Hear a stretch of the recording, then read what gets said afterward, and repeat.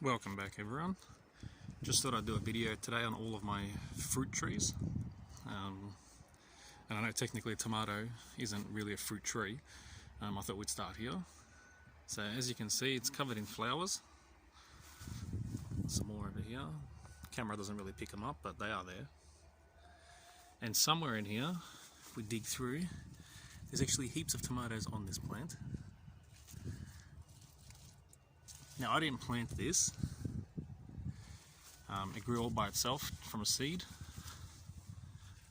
It's not in the most ideal position. You can see lots of little fruit in there, lots of little tomatoes. Yeah, it's not in the most ideal position. It's stuck between the yucca, which is half smothering the tomato, and here my bird of paradise, where the tomatoes actually completely covered it.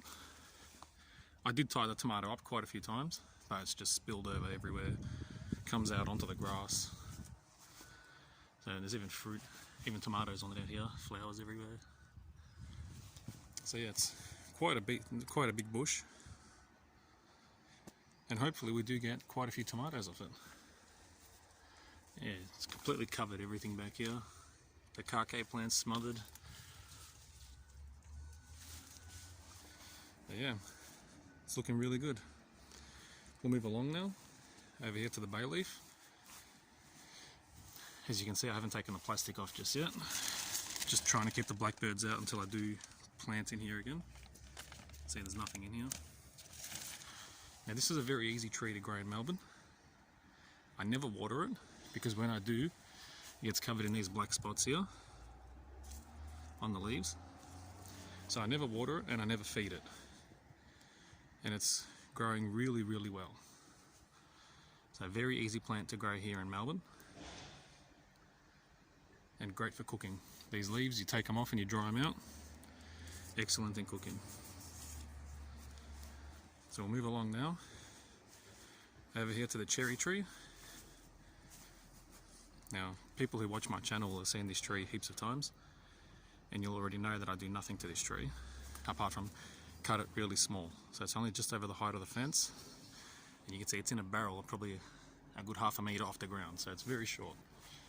In here at the moment is the marigolds, full of flowers. Some of them have died back a bit, so they need to be dug out, but full of flowers, different types as well. But yeah, I got about 2 kilos of fruit off this tree this year, and it does need cutting back at the moment. You can see there's a dead branch here. Up the top here there's a bit of dead branches as well. But very easy plant to grow. Again, I hardly ever water it, never feed it.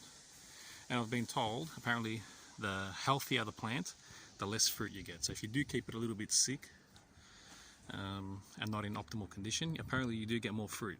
So there's something to look into. But yeah, it's looking pretty average, to be honest. Moving across here to the fig tree. And there was figs in here the other day when I had a look. But knowing my luck, the blackbirds have gotten in here and taken them. Can't see any at the moment, but another very easy plant to grow in Melbourne. I don't think I've ever fed this tree or fertilised this tree, to be honest, and it grows very easily. But I can't see any figs at the moment. As you can see, it's getting smothered by the olive tree. No, there's nothing in there at the moment. Oh, there's one here actually. There you go. I think the blackbirds have taken a few of them, which is just my luck. Then we come to the olive tree, which looks really well. It's covered in olives, absolutely covered. I'll try and see if we can see them like this. Can't really see them, the camera doesn't really pick them up, but there is thousands of olives on this tree. And if I step right back, look at the size of it, and it's completely covered in olives. Just, there'd have to be thousands of them on here. Everywhere you look, olives. Look, the branches are so heavy with olives they can't even stand up anymore. So we'll have to learn this year how to soak them in the brine so they're actually edible, because I don't know if anyone's ever tried an olive like this straight off the tree. It is disgusting. So yeah, olive tree is looking really good. Once I harvest off it this year, I will be cutting it back down to the fence height just because it is too high and it's too hard to get up there and pick the fruit off it. It's just a pain in the ass. But yeah, otherwise it's looking fantastic. Move along now to the orange tree. Now again, people who do watch my channel will know that we got quite a few oranges off this year, and even snow peas we had growing in the bottom here. Now at the moment it's a bit of a shambles in here. We do have an avocado plant growing here. This is not the one, not one of the ones that we've grown ourselves. This was given to us. So again, if you do watch my channel, you'll see that I've got videos of avocado pips growing in water. And they're going alright at the moment. Here we've got a tomato plant. Again, I didn't plant this. It's grown all by itself out of the crack of the barrel here. It's got flowers on it, so we might actually get some tomatoes off this. It's only a tiny little plant, so we'll see how we go. Got some succulents here hanging out the side, covered in little pink flowers. If you know what this is called, please leave a comment in the comment section, because I have no idea. It was just given to me by my grandmother, and it's just spreading everywhere. But yeah, the orange tree, again another very easy tree to grow in Melbourne. This one I do occasionally fertilise, but most of what it gets is from the chook house. So this is all the bedding, manure, everything out of the chook house. Bits of scraps of veggies, whatever the chooks didn't eat or hasn't broken down 100%. That's what I always put into this orange tree. It is losing a few leaves at the moment, and it does need to be thinned out. As you can see, the growth is quite thick. So I do need to thin it out a little bit, just so that it can fruit properly and better. It did have fruit on it a few months back, which is out of season, and it did drop all of them, which I wasn't sure if it would or not, because my lemon tree does fruit 12 months of the year, which we'll go and have a look at in a minute. But this unfortunately just does fruit at the one time of the year. But still a great plant to have in the garden.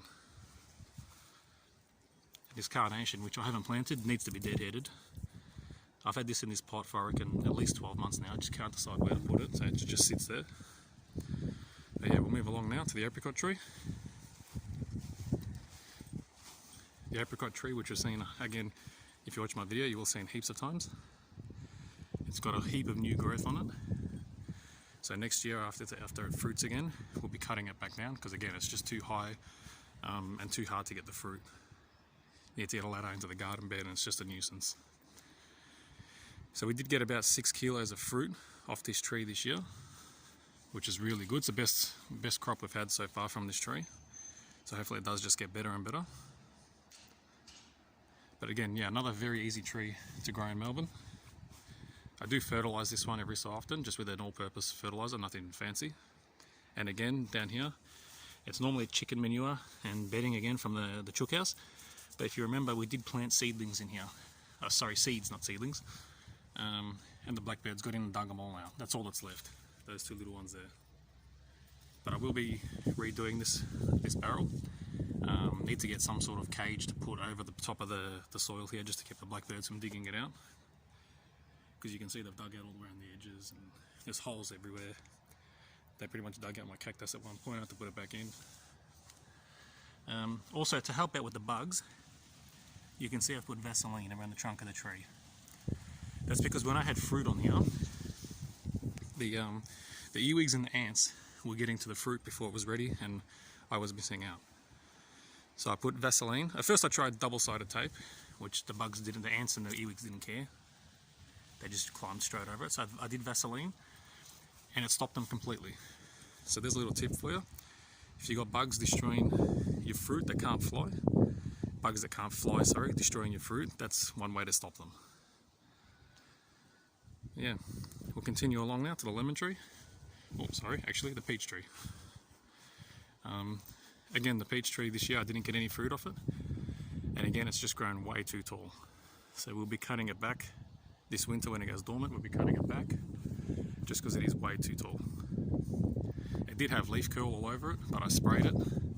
And now it's only got very, I don't know, the leaf came off, very small patches of it. So we'll be spraying it again in the hope that it completely eradicates it. And hopefully next year we do get quite a bit of fruit off it. But again, you can see I've got the English box here from next door, just smothering it. So when we cut this back, I'll be cutting the English box back just to clean it all up and hopefully get some good production out of this tree. Because I've had it for about 2 years now and haven't had a single peach. So about time we got one. And last but not least, the lemon tree. This is probably the best fruiting tree I have in my yard. It produces fruit all year round. As you can see at the moment, it's got some that are almost ripe, down to some that are still green, and even some smaller ones still forming. It's got new growth coming through on it. And this tree, I do almost nothing to it. So as you can see down here, if I can get into the garden here, as you can see there's rocks. I don't put any chicken manure. I almost hardly ever fertilize it. And they say that citrus have shallow roots and they don't do well with competition. Well, this has had this karkay plant growing underneath it its entire life. And look at the size of the karkay plant. It's massive. And the lemon tree does absolutely fine. Does not struggle at all. The only thing I do to it on the occasion, if I can find some leaves that need it so I can show you, which there is none. Similar to this, the leaves go yellow, just like that one. And I spray them with a magnesium spray. And it's because the tree is hungry, because it's producing so much fruit, that I spray that spray onto it. But apart from that, that is about all I do to this tree, and you can see it's just covered in fruit. And it's like this 12 months of the year. Look, almost ready, and then right here, a tiny little one still coming through. And if we look hard enough, we'll probably even find flowers on it, but I can't see any at the moment. But there you have it. That's all of my fruit trees in my yard, and all of them very low maintenance, and they give you very good rewards. This being the best, the lemon tree. Just covered in fruit. Well, I hope you enjoyed the video. If you did, please subscribe to my channel and give the video a thumbs up. And thanks and bye for now.